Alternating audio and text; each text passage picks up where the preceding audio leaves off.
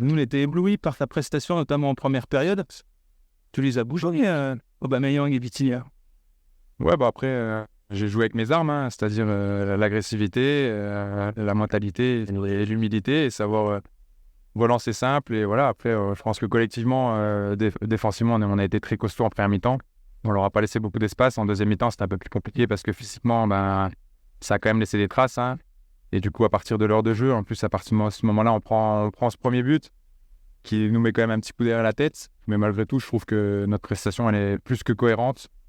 Elle est aboutie, même si le résultat n'est pas là. Et c'est de bon augure pour la suite de notre saison, qui ne s'arrête pas aujourd'hui. Les occasions, malgré tout, ont été assez maigres. Il y a une lobe de Thibaut, quasiment rien en seconde mi-temps. C'est peut-être là où le bas blesse aussi sur ce match-là.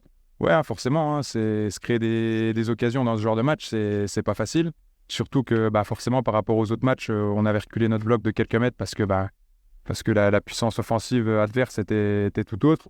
Donc forcément, pour eux, offensivement, c'était plus compliqué. Donc c'est pas une histoire des offensifs qui était inoffensive, justement. C'est toute l'équipe qui, offensivement, commençait de plus bas. Donc pour aller vers le but adverse, c'était plus compliqué, quoi. Après, malgré tout, je pense qu'on a quelques situations. Par exemple, le lob de Thibaut, on sait qu'il a les qualités pour le mettre.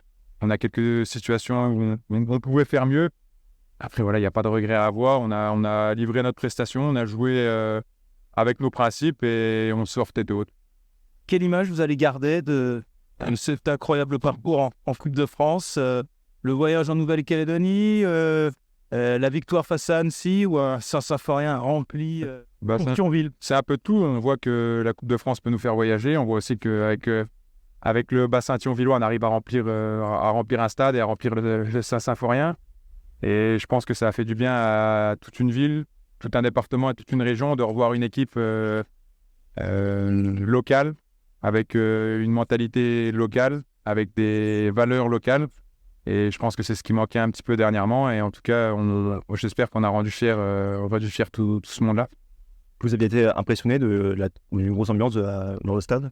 Impressionné, je dirais pas, parce qu'on savait qu'il y avait un gros engouement. Surtout, on l'a vu au niveau de la vente des billets. Ça a été très très vite. Donc on savait qu'il allait y avoir du monde. On savait que les gens allaient être forcément pour nous, en étant petit poussé, en étant le club local.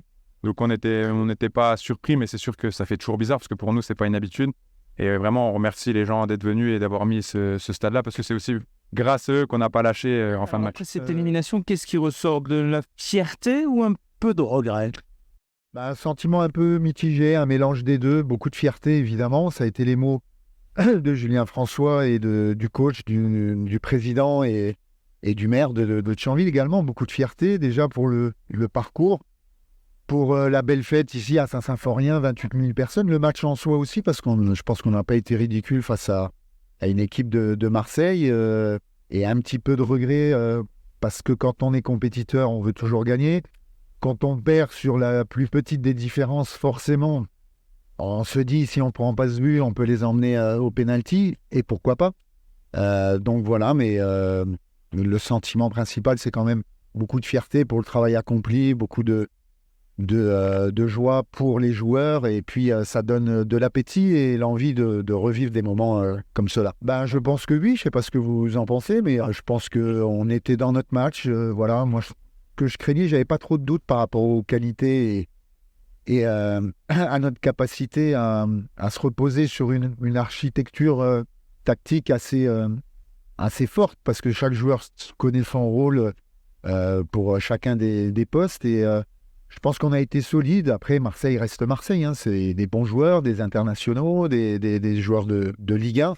Donc voilà, mais on a été costaud, et puis je pense qu'on a fait le match qu'il fallait, compte tenu de l'adversaire et de nos capacités. On savait qu'il allait y avoir des complications, mais bon, je pense qu'on a su être sérieux. On a fait le travail, ce qui compte le plus.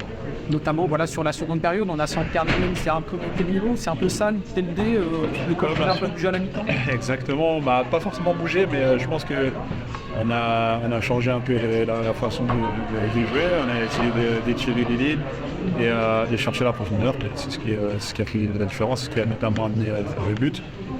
Sur la deuxième mi-temps. Il y a souvent un mot qui dit on retient que la qualification, c'est important. Est-ce que c'est comme ça que vous résumez ou pas? Ou est-ce que vous dites c'est aussi un match de reprise et c'est important d'être là? Moi je pense que ce soir c'était important d'être sérieux. La Coupe, c'est un véritable objectif pour un club comme l'Olympique de Marseille qui ne l'a plus gagné depuis 1989. Ouais, c'est quand je suis né, ça va 1989. Ouais, bien sûr. Moi personnellement, j'ai dit aux gars que si on veut la gagner, on va la gagner. Et s'il faut avoir cette mentalité-là, il faut avoir la rage de règle. Forcément, on savait que...